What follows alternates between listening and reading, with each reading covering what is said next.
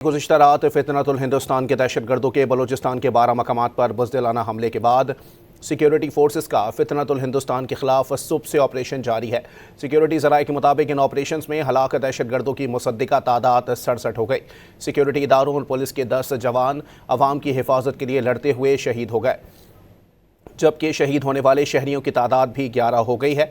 Security forces की तरफ से मजीद ऑपरेशंस और फ़िज़ाई निगरानी भी की जा रही है। इन दहशतगर्दाना कार्रवाइयों के दौरान हिंदुस्तानी मीडिया और सोशल मीडिया की फितनतुल हिंदुस्तान की मुकम्मल सपोर्ट की जा रही है। फोर्सेस ने इसके अलावा भी गुज़िश्ता 48 घंटों में कार्रवाइयों के दौरान 41 दहशतगर्दों को हलाक किया था। आपको अपडेट कर रहे हैं गुज़िश्ता रात फितनतुल हिंदुस्तान के दहशतगर्दों के बलूचिस्तान के 12 मकामात पर बुज़दिलाना हमले के बाद सिक्योरिटी फोर्सेस का फितनतुल हिंदुस्तान के खिलाफ सुबह से ऑपरेशन जारी है। सिक्योरिटी ज़राए के मुताबिक इन ऑपरेशंस में हलाक दहशतगर्दों की मुसद्दिका तादाद 67 हो गई। सिक्योरिटी इदारों और पुलिस के 10 जवान अवाम की हिफाजत के लिए लड़ते हुए शहीद हुए, जबकि शहीद होने वाले शहरियों की तादाद भी 11 हो गई है।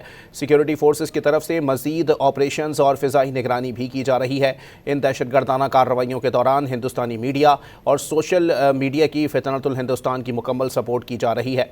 फोर्सेस ने इसके अलावा भी गुज़िश्ता 48 घंटों में कार्रवाइयों के दौरान 41 दहशतगर्दों को हलाक किया था। अपडेट कर रहे हैं आपको बलूचिस्तान की सूरत हाल के हवाले से। गुज़िश्ता रात फितनतुल हिंदुस्तान के दहशतगर्दों के बलूचिस्तान के 12 मकामात पर बुज़दिलाना हमले के बाद सिक्योरिटी फोर्सेस का फितनतुल हिंदुस्तान के खिलाफ सुबह से ऑपरेशन जारी है। सिक्योरिटी ज़राए के मुताबिक इन ऑपरेशंस में हलाक दहशतगर्दों की मुसद्दिका तादाद 67 हो गई।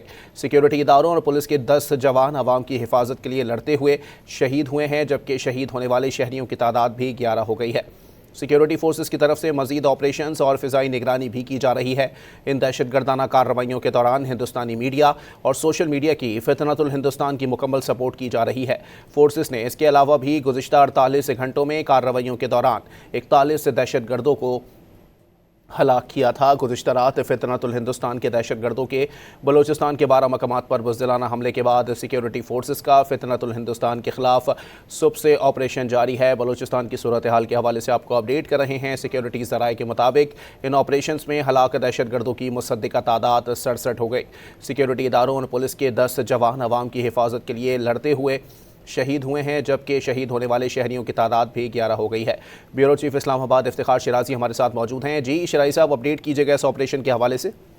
जी बिल्कुल, जो ताज़ा तरीन इस वक्त इत्तलात हैं कि बलूचिस्तान के मुख्तलिफ 12 मकामात के दहशतगर्दों ने जो गोया के कार्रवाइयाँ की हैं, जिन कार्रवाइयों को अगरचे कामयाबी के साथ नाकाम बनाया गया, लेकिन इस दौरान अवाम के जान माल का नुकसान भी हुआ है और मजबूरी तौर पर 67 बताया जा रहा है जो है वो इसमें अमवात हुई हैं। मेजॉरिटी तो यहाँ पे दहशतगर्द मारे गए हैं, लेकिन बताया ये भी गया है कि कोई 10 पुलिस के एहलकार हैं कि जो जमा मर्दी से लड़ते हुए शहीद हुए, और साथ में 11 शहरी भी कहा जा रहा है कि इस दहशतगर्दी की वारदातों में उन्होंने जाम शहादत नोश पाया है।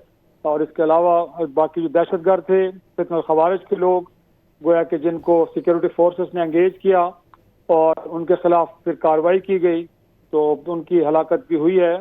तो इस वक्त जो हमें बताया गया ताज़ा तरीन इत्तलात यही है कि जो इस दहशतगर्दी की जो गुज़श्ता रात वारदातें हुई हैं 12 के करीब, उन 12 वारदातों में मजमूई तौर पे 67 लोग जो है वो मारे गए, और इसमें जो अक्सरियत है वो दहशतगर्दों की है। वो लोग कि जिन्होंने मुख्तलिफ सॉफ्ट टारगेट्स को गोया के इंतखाब किया और वहाँ जाके लोगों को हॉस्टेज बनाने की कोशिश की, और वहाँ पे बड़े पैमाने पे दहशतगर्दी की जो है वो कार्रवाइयाँ करना चाह रहे थे, लेकिन सिक्योरिटी फोर्सेस ने बहरहाल बर वक्त रिस्पॉन्ड किया और तमाम 12 मकामात के ऊपर जहाँ जहाँ दहशतगर्द लोगों को हॉस्टेज बनाना चाह रहे थे और एक गोया के लंबे अरसे तक उनको अपनी कैप्टिविटी में रखना चाह रहे थे, और कुछ इस तरह के मुतालबात सामने बात में आते कि जहाँ पे मुमकिन तौर पर उनके साथियों की रिहाई या कुछ और मुतालबात किए जाते, तो सिक्योरिटी फोर्सेस ने कामयाबी से कार्रवाई करके मेजॉरिटी जो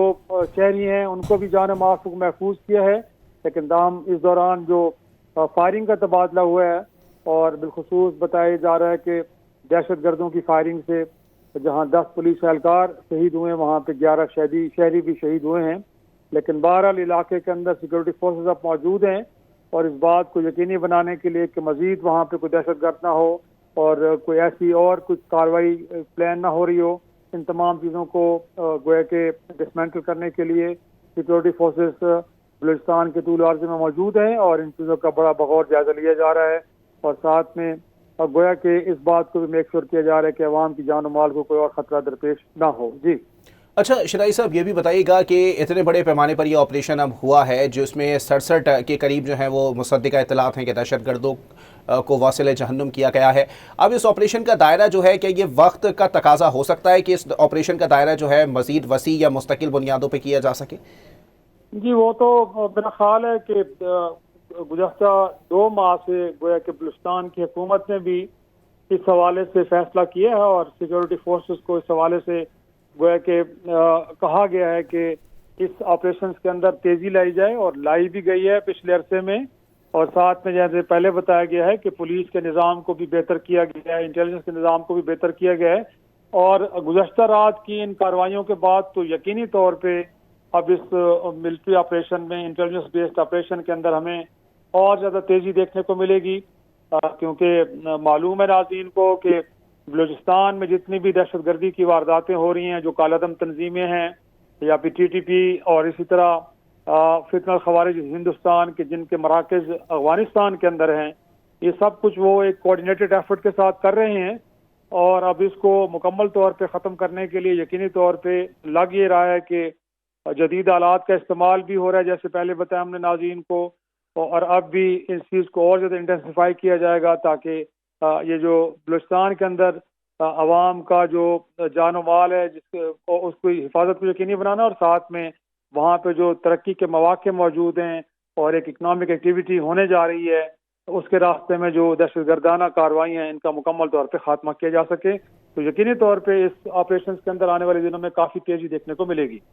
अच्छा शिराई साहब, ये भी बताइएगा कि हिंदुस्तानी मीडिया या फिर हिंदुस्तान से जो सोशल मीडिया ऑपरेट हो रहा है वो बहुत ज़्यादा जो है वो प्रोपेगेंडा कर रहा है और दहशतगर्दों की सपोर्ट में जो है वो पोस्ट शेयर की जा रही हैं, इस पर क्या कहेंगे? इस तमाम तर सूरत हाल को काउंटर करने के लिए क्या इकदाम उठाए जा सकते हैं मुमकिन तौर पर?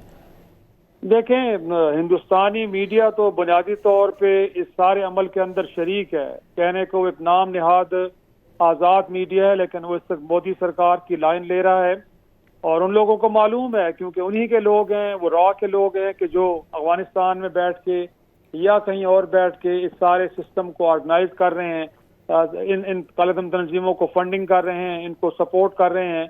तो यकीनी तौर पे जब इस तरह की कार्रवाइयाँ होती हैं, इससे मुतालिक जो मीडिया के अंदर हाइप क्रिएट की जाती है, वो भी गोया के भारत की सरकार की सरपरस्ती में की जाती है। तो दुनिया को बहरहाल मालूम तो है अब, क्योंकि आपको पता है पहलगाम हो या पुलवामा हो, उसके बाद जिस तरह का बयानिया बनाने की कोशिश की है भारत ने, दुनिया में किसी ने भी उसको तस्लीम नहीं किया। और भारत के बारे में तो ये कहा गया कि इर्रेस्पॉन्सिबल स्टेट है।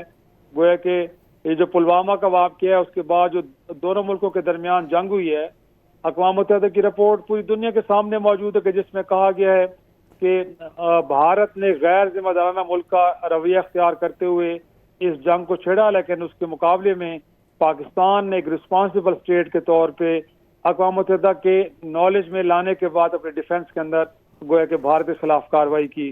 तो भारत का चेहरा तो दुनिया में बेनकाब हो चुका है। अब उसका मीडिया जो भी कहता रहे, आपको याद है कि मई गुज़श्ता साल की जंग में उन्होंने तो कहीं कराची को भी गोया के कैप्चर कर लिया था, वो लाहौर तक बता रहे थे कि जनाब हिंदुस्तान का कब्जा हो गया है, लेकिन वो सब फेक प्रोपेगेंडा था। और बाद में इसको लेके पूरी दुनिया में न सिर्फ भारतीय सरकार बल्कि भारतीय मीडिया का भी तमाशा बना, और बड़े जो जय्यद सहाफ़ी थे वहाँ के, वो भी झूठ के अंदर शरीक थे। और आज यकीनी तौर पे उसी मुहिम को दोबारा उन्होंने शुरू किया है।